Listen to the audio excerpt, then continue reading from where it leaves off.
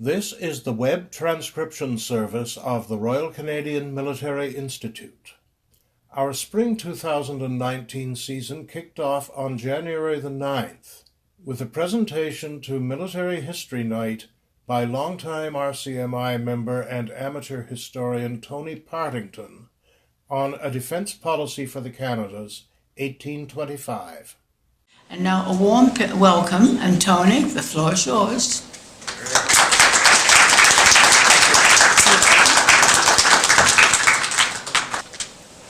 Good evening, ladies and gentlemen.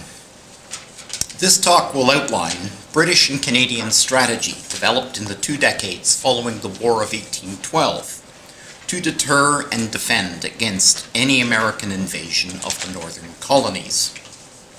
It is also the story of the role of the Board of Ordnance, little known in Canada, the organization then responsible for imperial military policy and fortifications, including the defense of British North America. The post-war military appreciation suggested a defense policy of improved fortifications and communications that ran into problems with British austerity and Canadian parsimony, but even so remained effective until almost 1860. Tremendous cost overruns in defense spending and debates about industrial and economic spin-offs are nothing new. While the scale and repercussions of this vast defense program are little remembered today, those parts of it that were completed are now amongst our finest tourist attractions. The War of 1812 revealed 3 inherent weaknesses in the Canadian position. First, the geographical vulnerability of Upper Canada. For the St. Lawrence River was the lifeline of the province. Along the Great River came food, manufactures, and in time of war, troops and material. The Americans needed only to choose where to cross, to cut the route, and thereby isolate Upper Canada. Second, there would never be enough regular troops to cover the entire frontier. Third, the population was too small, especially in Upper Canada, to provide economic support and a strong militia. The population of 117,000 in 1815 was also strung in a narrow band along the St. Lawrence River. The war's mixed fortunes provided some very worrying lessons politically and militarily. For the British, the strategic conditions of war were clear enough. British North America's population and resources were grossly inferior to America's. On land, the Americans could easily invade and occupy large areas of Canada for short periods. But could they capture the strongholds? Their logistics were little better than those of the British, and neither found it possible for an army to subsist on the produce of Upper Canada. On the high seas, American privateers, fashioned out of the second largest merchant marine in the world, had successfully raided the British merchant trade with Canada and the West Indies, even while maritime privateers preyed on American trade. All of this emphasized the importance of communications.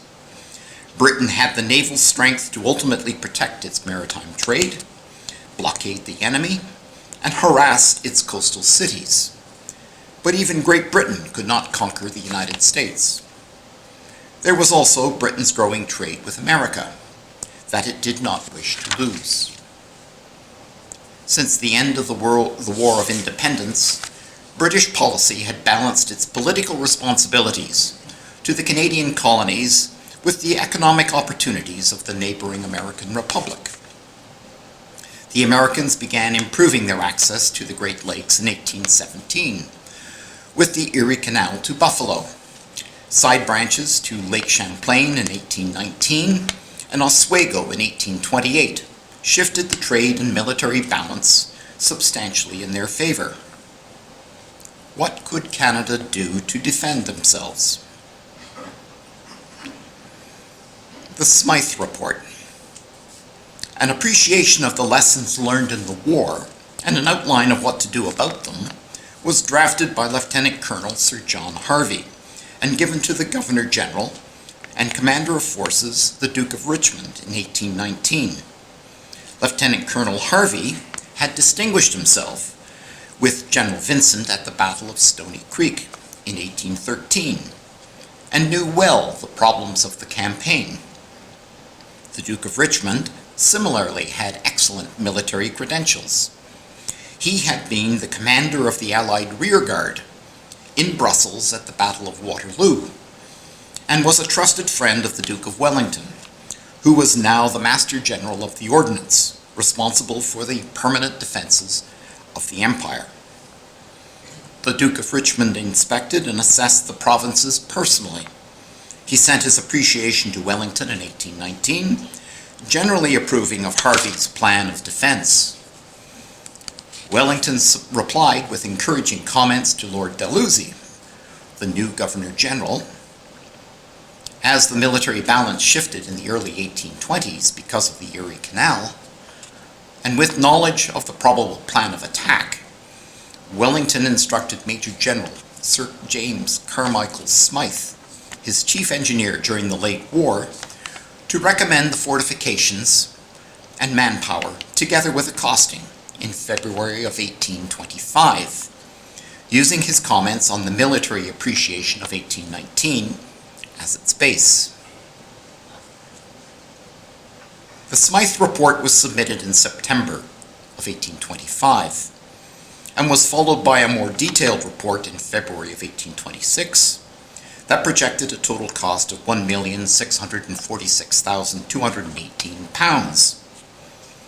Wellington, who had become Prime Minister in 1828, and his successors at the Board of Ordnance, tried hard for the next 25 years to implement the recommendations, despite declining military spending and major budget overruns.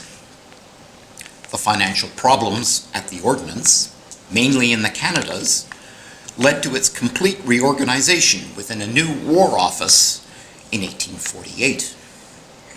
Expenditures in British North America for barracks, fortifications, and communications by then amounted to £2,769,000, a 68% overrun. And this amounted to 3/4 of the sum spent across the entire empire. And there were two further costs. The expenses funded by the Colonial Office for roads, canals, and legal expenses, including settlements for related land disputes, and those of the Commissariat branch, who provided the food, clothing, interim lodging, and transportation for the military personnel in Canada. This was an additional £100,000 to £150,000 per year. Wellington knew that the forces available for Canadian defense could not be greater than the maximum effort of the previous war, 13,500 troops. Even so, he thought this sufficient to hold up a numerically superior force until reinforcements arrived. Wellington would not get nearly that many soldiers.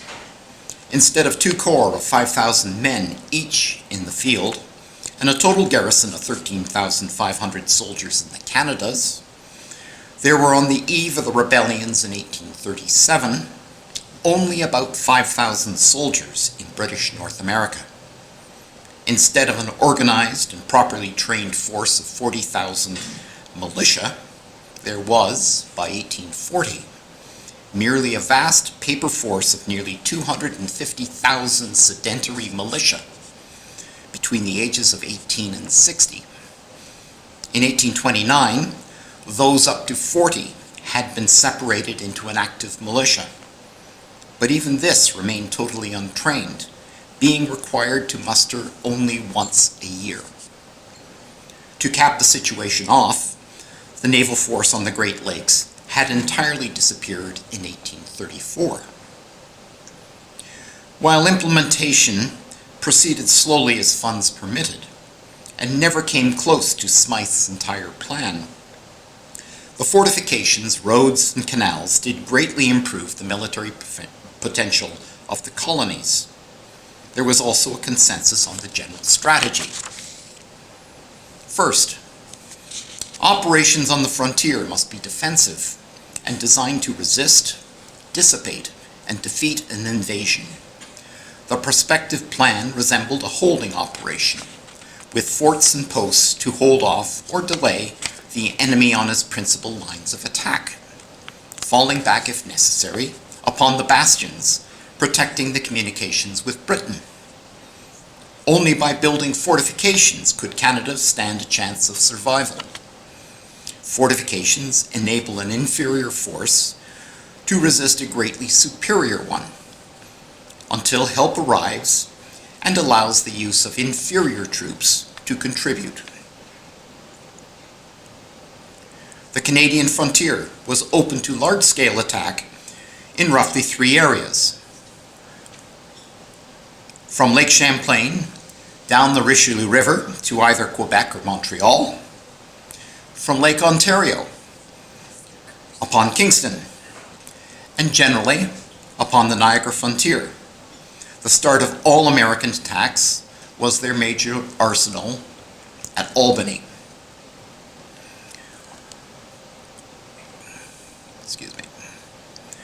The British planned that, while the American occupation of a large part of the provinces was highly likely, hopefully for a short time, the occupation should be made as uncomfortable as possible by the activities of whatever militia forces could be assembled.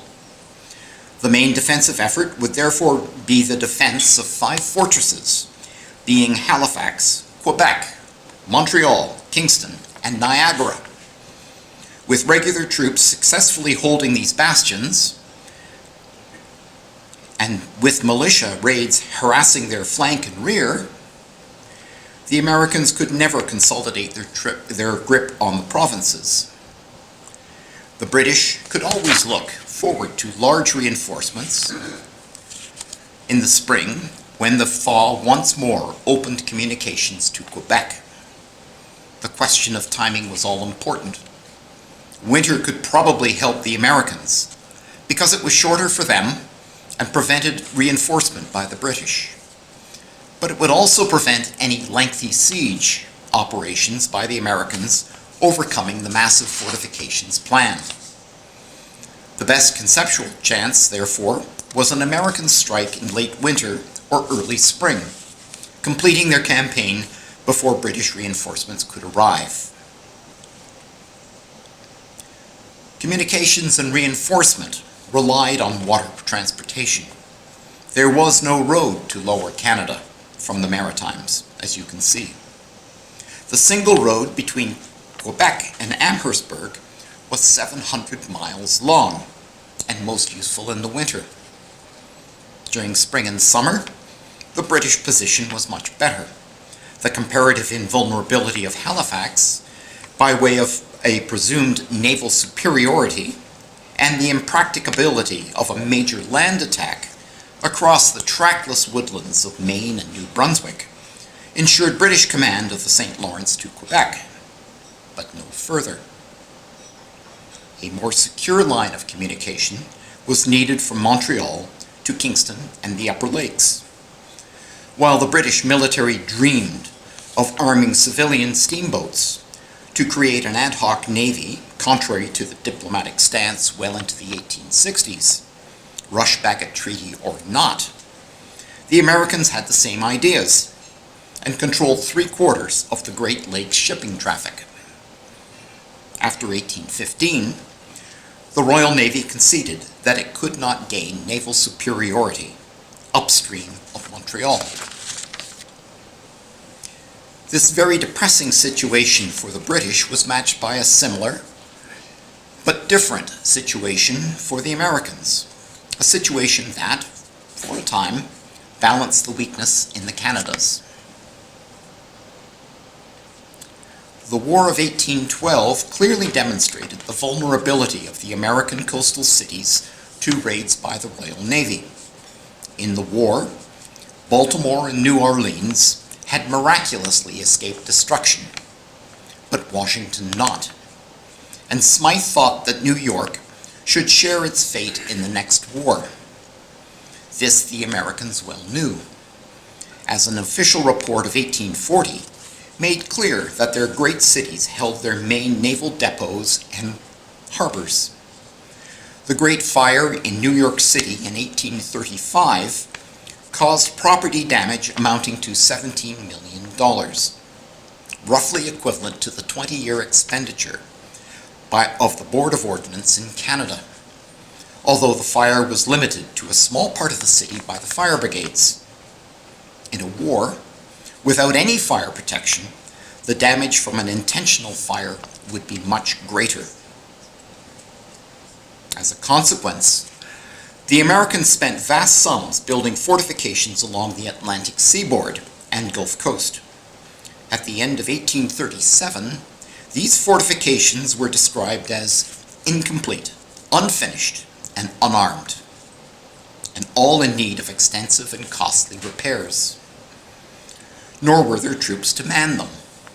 The American regular army only numbered 6,000 in 1821 and 4,000 in 1835.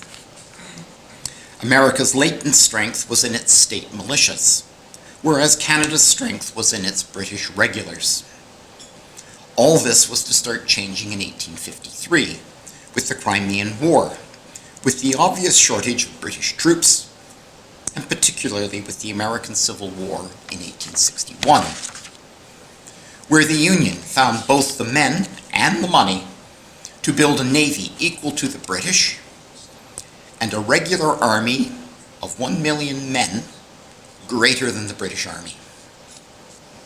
If then, in spite of colossal expenditure and Wellington's persistent demands for more money, the British position in Canada was highly vulnerable, the balance was adjusted substantially in her favor until 1860 by the Royal Navy's power on the Atlantic coast.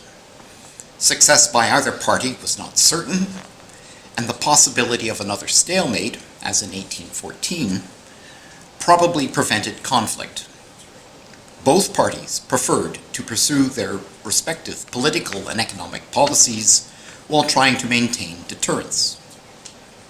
There were a number of crises during the lifespan of the 1825 defense policy, these being the 1826 Maine boundary dispute, the 1837 Canadian rebellions, the 1843 Oregon Territory dispute, and the 1861 American Civil War.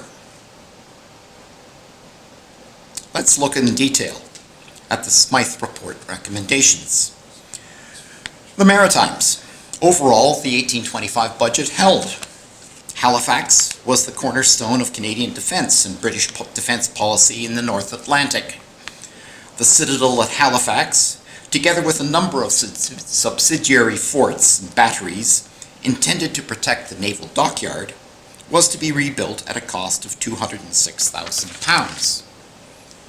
The forts at Annapolis and Windsor would prevent a land-based attack on Halifax from the Bay of Fundy. The port of St. Jean, on the end of the Temiscawata Road, was to be protected by a new battery in its approaches. Smyth had recommended 2 roads to connect the Maritimes with Quebec to allow reinforcements to arrive before the spring breakup in the St. Lawrence. One went from Quebec to Fredericton and St. Jean, a distance of 447 miles, by Lake Temiscawata and thence along the Madawaska and St. John River valleys. Large parts of it have existed, but it ran along the American border, easily cut in war. However, they proposed £40,000 to complete the missing sections, even though a provincial responsibility. By the 1840s, the route was in regular use, and today is part of the Trans-Canada Highway Network. The other, from Quebec to Moncton and Halifax, was the Mattapiediac route. It was more remote and thus more secure, a distance of 1,000 miles through land largely unsurveyed and unpopulated. Smyth advised that it should be left to the march of time and the intermittent attentions of the provincial legislatures. Little happened, and after much prompting by the Royal Engineers, the Intercolonial Railway, built by the Dominion of Canada as a condition of Confederation, became this route's legacy. Lower Canada.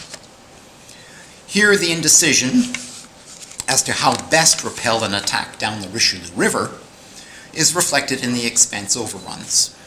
Against original estimates of £180,000, the total in this area ballooned to £980,209. The Quebec citadel was upgraded to withstand almost any conceivable siege. The Montreal citadel, on the other hand, had no end of opposition. The walls of Montreal had been demolished in 1817 to allow expansion. As to the new citadel, originally proposed on the old citadel site at Place des Armes, the citizens objected to the demolition of the newly rebuilt city centre, and the location was moved on top of Mount Royal. The problem here was that the communication route and the city were in front of the citadel, subject to capture and use in a siege. Consequently, after much debate, a much simpler plan was to build small forts or batteries on the likely launch sites for an attack on the island of Montreal. These places were Cascades, Châteauguay, La Prairie, Longueuil, and Boudil. And except for Châteauguay and Boudil, were liable to be overrun if the field army did not support them. The old magazine had to be removed from the walled city to St. Helens Island for access, safety, and security reasons. The forts along the Richelieu start with Fort Lennox at Île-aux-Noix, 6 miles from the border.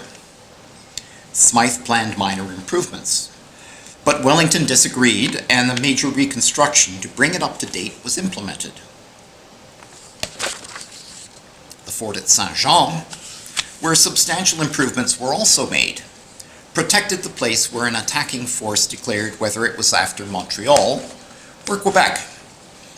The closest portage to Montreal, it was also the terminus of Canada's first railway in 1836, and protected the naval depot and store used for the Lake Champlain and Richelieu River flotillas.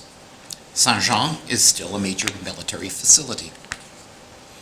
Chambly, farther downstream, was also to be rebuilt, but thankfully for us, little was done, and the old French fort, built in 1711, preserved. Some of the money probably went into the Chambly Canal, which by 1840 connected Chambly and Fort Saint-Jean, even though this connected Quebec and Montreal by water to the year-round port of New York. The commercial benefits of quicker access to New York outweighed the strategic risks in the minds of the merchants and politicians of Lower Canada. Canals. Before the railways, and when roads were few and mere muddy trails, the lakes, rivers, and canals connected the population centers and military outposts in 1825. Roads were primarily used in winter, but it was roughly 914 miles to Kingston from Halifax, the ice-free and year-round port. Two aspects of the canal system should be noted. First, the complexity of its administration, owing to the fact that its various components were governed by different jurisdictions. The Lachine Canal was controlled by Montreal. The Vaudreuil Lock was controlled by a private enterprise. The St. Anne's Lock by Lower Canada, and the Carillon, Chute à Blondeau, Grenville, and Rideau military canals by the Ordnance from London. The Welland Canal was initially a private venture that had to be taken over by Upper Canada in 18 1841. Second, the objectives of the canals were varied as its administrators. Hence, the construction dimensions and standards varied and never harmonized, with the result that much of the expenditure and effort was futile. By 1843, the benefit of harmonized dimensions was obvious to all. Yet even the Rideau dimensions were obsolete for Great Lakes shipping. The 1862 Defense Review continued to advocate standardization of the Ottawa-Rideau system. For 2 decades after the opening of the Rideau Canal, Wellington's views dominated military thinking on the defense of Upper Canada. However, cracks in the 1825 plan started to appear in the 1840s, when the United States threatened to go to war over the Oregon crisis in the 1840s, in 1845-1846. The ordinance concluded that Kingston was vulnerable to a combined land and sea assault unless a large field army covered the land approaches, as per the Smyth report. To deal with the naval threat, Martello towers were erected to protect the dockyard from bombardment by steam warships, which could venture closer to shore than sailing vessels. The British government was in no mood to provide the money for the 13,000 troops that the ordinance still considered necessary, and stated that Canada should provide the money and troops for its own protection, not the British taxpayer. As you can see, the original military canal budgets estimated a cost of some £279,000, and when they stopped bothering to count the cost overruns in the 1840s, because Parliament was going to shut down the ordinance because of it, they had spent at least £1,241,813.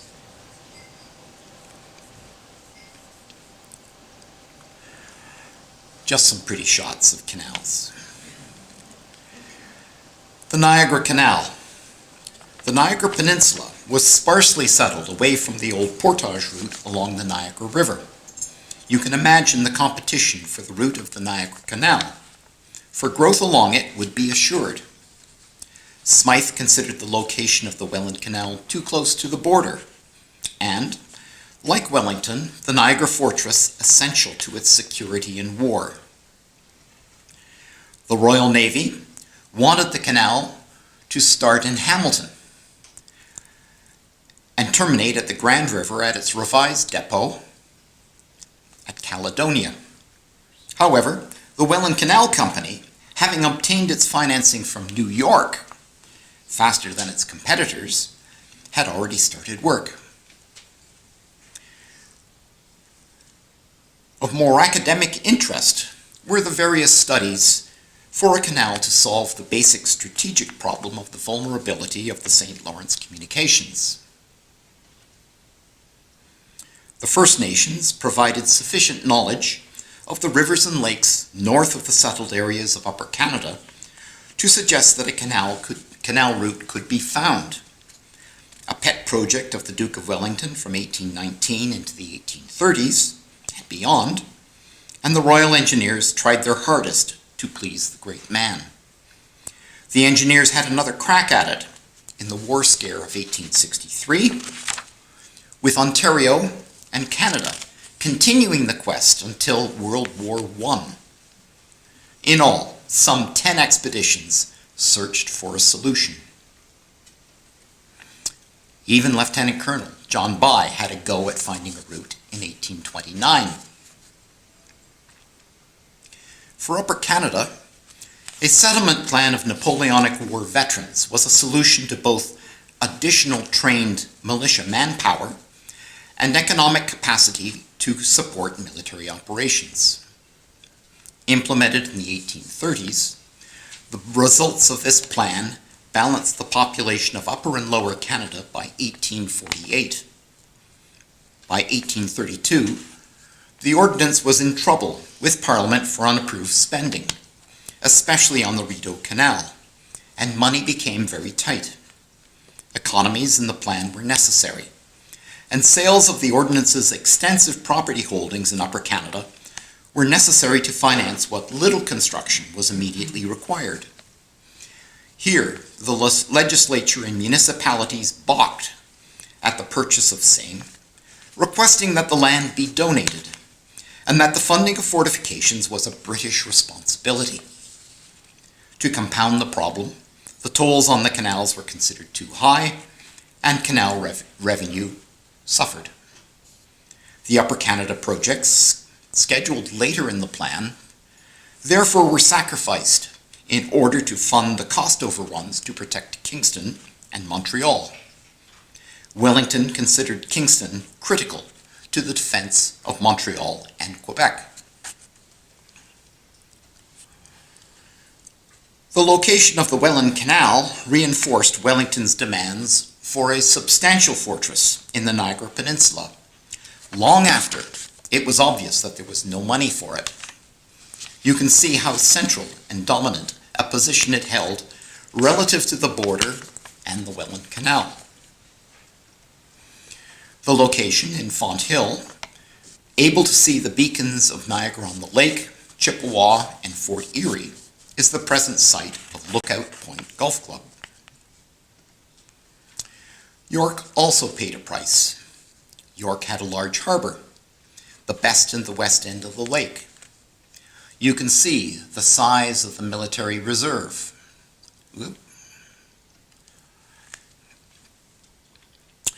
Old Fort York and the proposed new fort.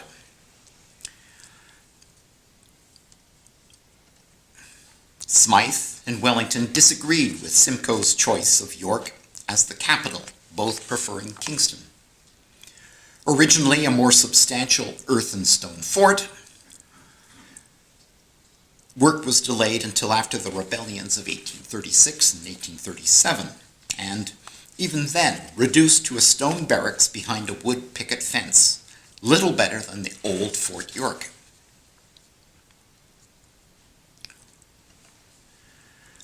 And mostly paid for by land sales of its military reserve. Here's what's left in 1850, and this is the sole remnant of Stanley Barracks today. With the failure of a secure northern canal route and few roads, the naval depots and harbors on the upper lakes had to be protected against siege.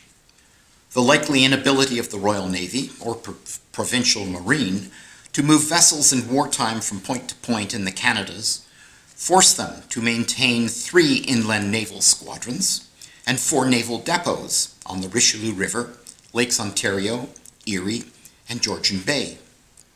The Royal Navy retired from the Great Lakes in 1834. Penetanguishene was to be the major naval base for the Upper Lakes, backstopping Amherstburg and Chatham, and supplied either by the Welland Canal or by road along a slowly developing Yonge Street to Lake Simcoe. In the event, the Penetanguishene base was not rebuilt, but the town was still moved for future need, and in favor of strengthening the St. Clair River border posts as forts and customs posts. The 1862 and 1864 defense reviews. The Trent incident in November of 1861 triggered another war scare, mobilization of 11,000 urgent British reinforcements, and a demand for British reprisals along the Atlantic coast. The scale and ferocity of the American Civil War forced the British High Command into a major reassessment of the 1825 plan.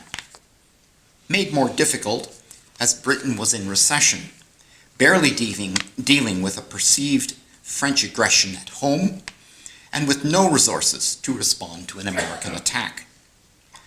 The success of the Union amphibious campaign on the Mississippi in 1861 and 1862, combined with the Union's fleet of ironclads blockading the South, and the general superiority of ironclads over traditional wooden warships, demonstrated that the wooden British fleet would have little chance now executing its coastal raiding strategy, and money for Canadian defence was better spent on a modern British fleet.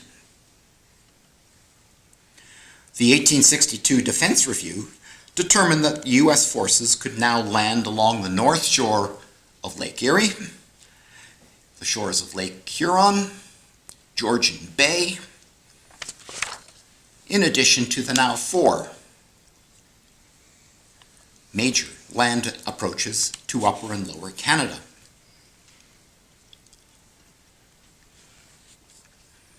All for the low price of £1.6 million plus, about $300 million in today's money.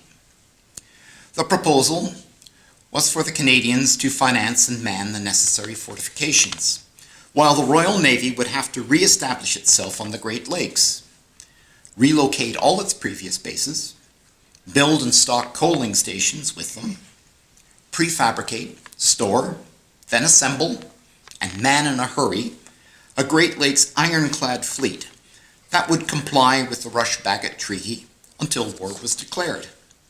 Oh, and coal on the Great Lakes was only available from Pennsylvania.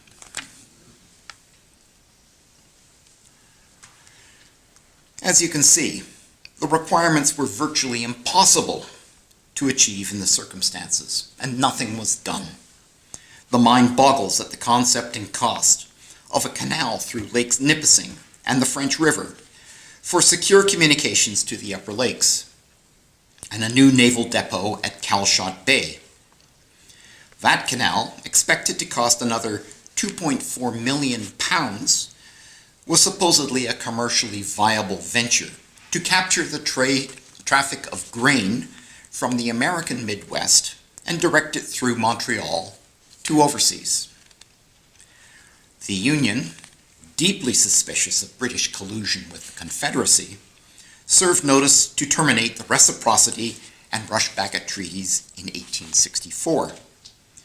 Preparations for war on the northern border had been noticed earlier, triggering another pair of defense reviews by Lieutenant Colonel William Gervois, starting in February of 1864, to find economies. His first report gave savings, but basically stated that without naval control of the Great Lakes, Canada west of the Ottawa River was indefensible. Unacceptable to the United Province of Canada, a second report, the third defense review in 2 years, was presented to include the defense of Canada West and the Western Territories, requiring more money, even more troops, and control of Lake Ontario than the 1862 report.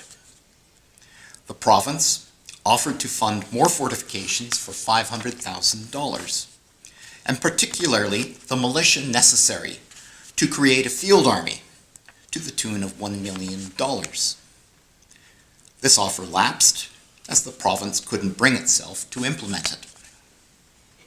Note that the Canadians offered dollars, and the estimate was in pounds, and the cost of the militia was not included in the second report, effectively asking the British government to fund another £1.5 million. Gervois proposed defending Toronto and Hamilton and Kingston only, in the style of the fortresses of Vicksburg and Richmond, and abandoning the remainder of Canada West. Only Canada East would be saved.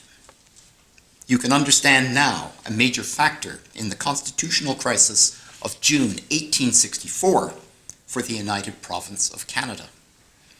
They urgently asked to join the Charlottetown Conference on Maritime Confederation in September of 1864 in order to discuss the creation of the Dominion of Canada.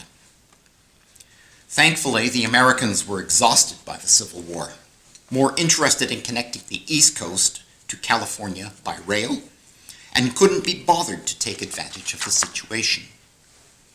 On the British and Canadian side, the focus was on self-determination and confederation The British hope was that a greater Canadian Confederation would be less threatening to the United States than a group of British Crown colonies, and that proper administration and settlement of Rupert's Land would prevent American encroachment and assimilation, as had happened with Hawaii and Colombia. After much ducking and diving to avoid the cost, Canadians would finally pay for their own defense. So in conclusion, the military influence of the Smyth Report of 1825 on the development of Canada has been little acknowledged. The amount of money spent on fortifications, roads, canals, troops, and their supplies was enormous and hugely influential in the nascent colonial economy. The legislature of Upper Canada and many municipalities viewed the Board of Ordnance's actions, necessary because of the secrecy required, as arbitrary and high-handed. Perversely, they also obstructed the board's works and methods of financing them, and since they were seen as detrimental to local development and profit, the local magistrates often sided with plaintiffs against the board, and hefty settlements awarded that were paid out of colonial office funds. City councils coveted the military reserves on their borders for private use or development. Military expenditure was a method of funding development even then. But the profits of that development were denied to the ordnance, preventing self-financing of the later portions of the strategy. Canadian defense was a troublesome responsibility to all imperial authorities, especially to a department under constant assault from reforming elements in the British House of Commons, elements who saw the ordnance as dysfunctional and who viewed colonies as burdens to be shed, ultimately by granting self-government. In these unhappy circumstances, the military officers responsible for Canadian colonial defense, from governors general down to Royal Engineer officers responsible for particular projects, were driven to extract funds from a reluctant British Parliament by methods bordering on fraud. Yet the plan succeeded.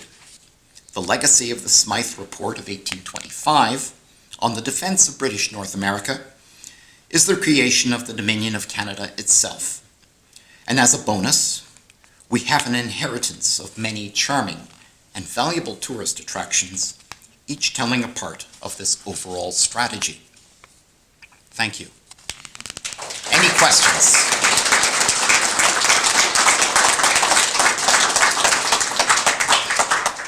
Questions?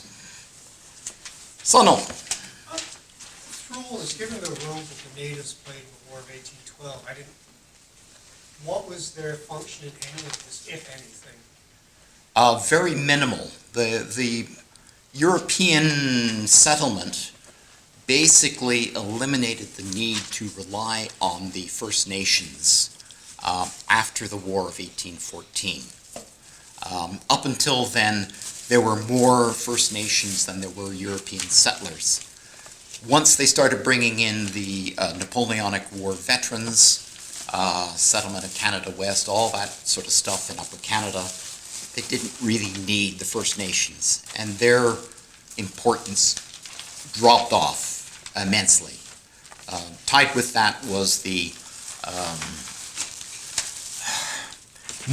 perceived moral superiority of the Anglo-Saxon race, which comes into effect in the 1840s, 1850s, particularly in India with the Indian Mutiny, where they had good racial relations up until the Indian Mutiny, and then absolutely abysmal relations after that.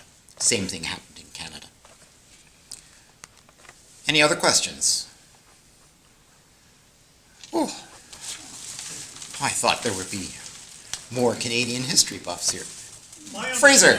My understanding is that Yonge Street was essentially built by relatively military control, but the idea was that local personnel, because it was good for them for settlement, would contribute. Now, what the percentage was, I really don't know.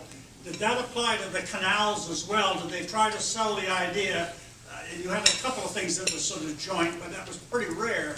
Was that atmosphere applied at all to all these proposals for canals across the country, that the local settlers should help both finance and in the physical work, and that eventually it would be good for them as well?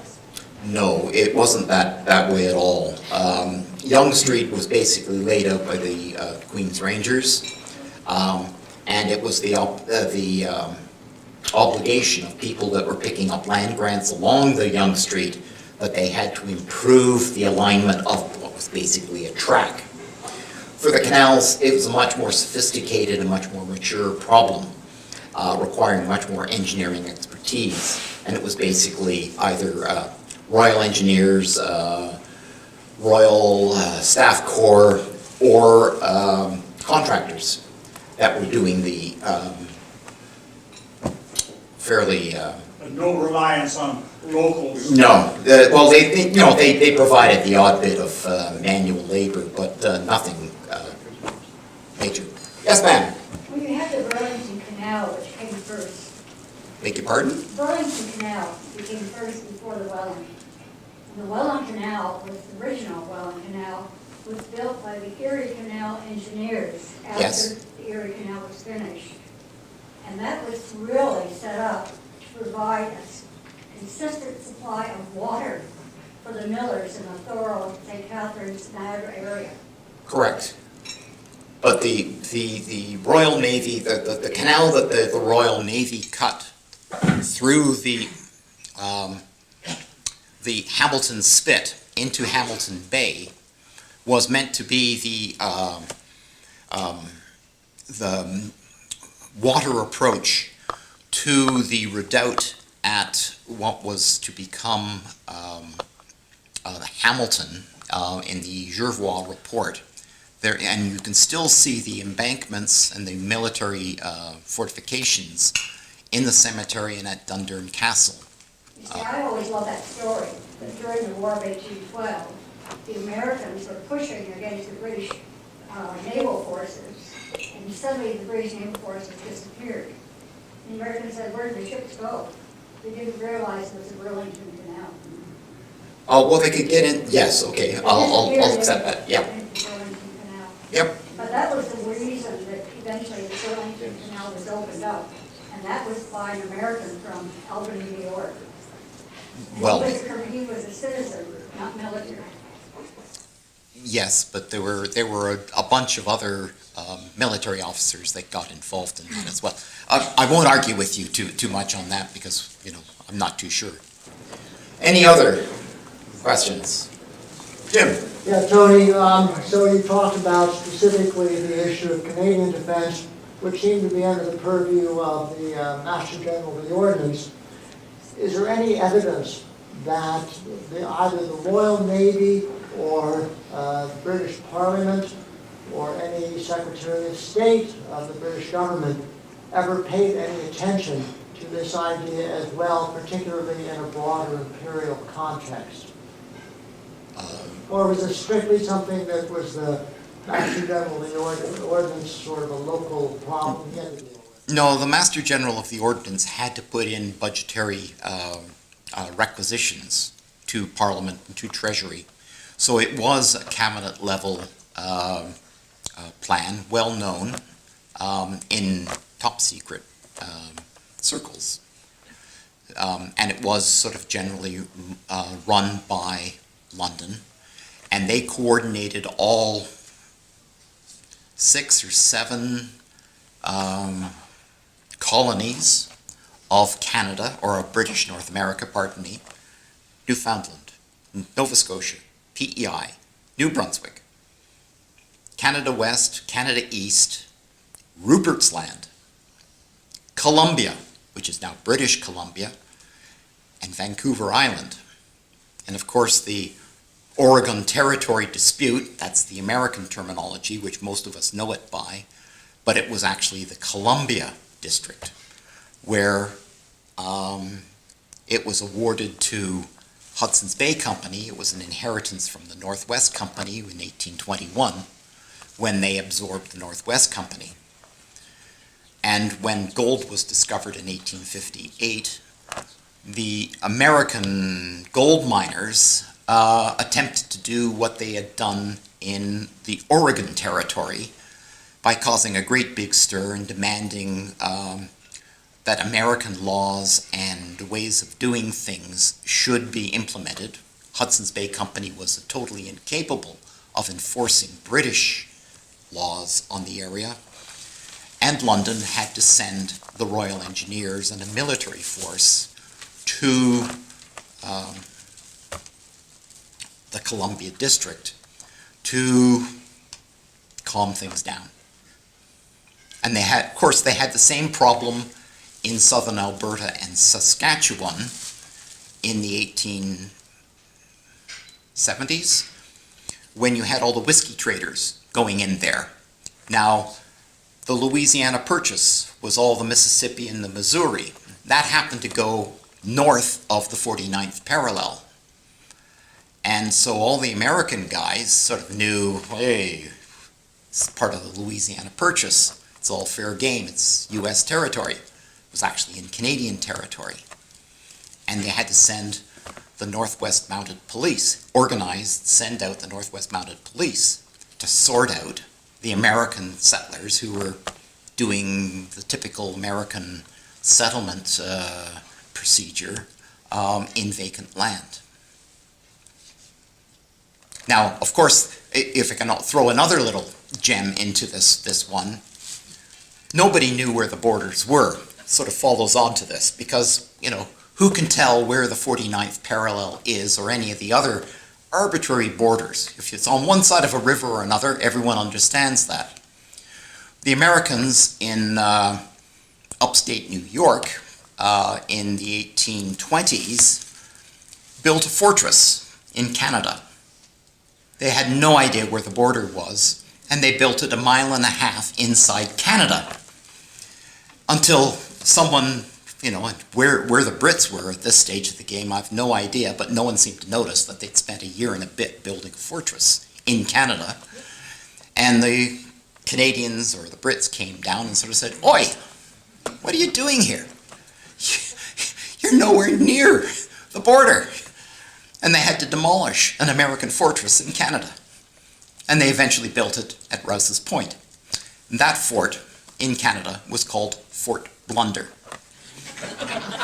I think the other thing that I would point out in terms of Canada's defense policy is that the last known, publicly available Canada's defense policy for an attack on the United States was dated of 1919, 1921. And the last American publicly acknowledged attack on Canada was dated 1930.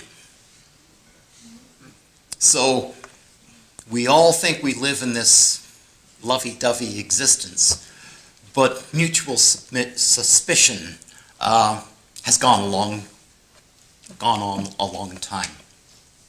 Anyway, Catherine. Tony, in this discussion, you haven't mentioned any of the difficulties between Upper Canada and Lower Canada, or the province of Upper Canada, in this kind of involvement of planning.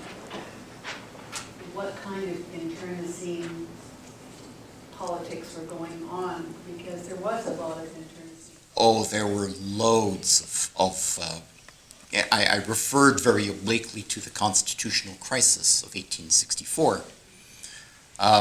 Lower Canada, or Canada East as it was called at that stage, it was the United Province of Canada West and Canada East.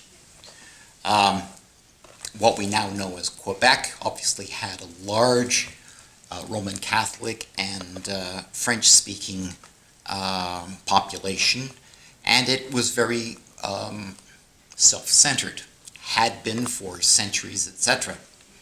Canada East, or Canada West, was the other way around. You know, it was basically Protestant and very growing and becoming very much more manufacturing and farming based.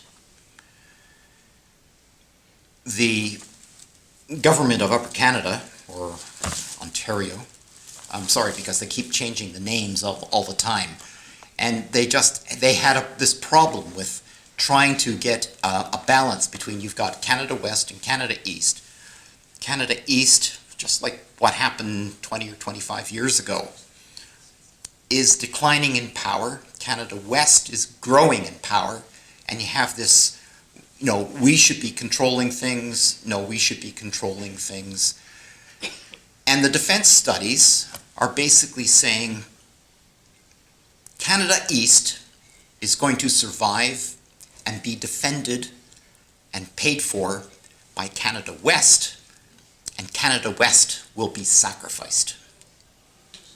You can imagine, as Sir John A. Macdonald is there, sort of saying, what can I do? I mean, this is politically unacceptable to just about every Ontario voter, and you can imagine what that problem would be.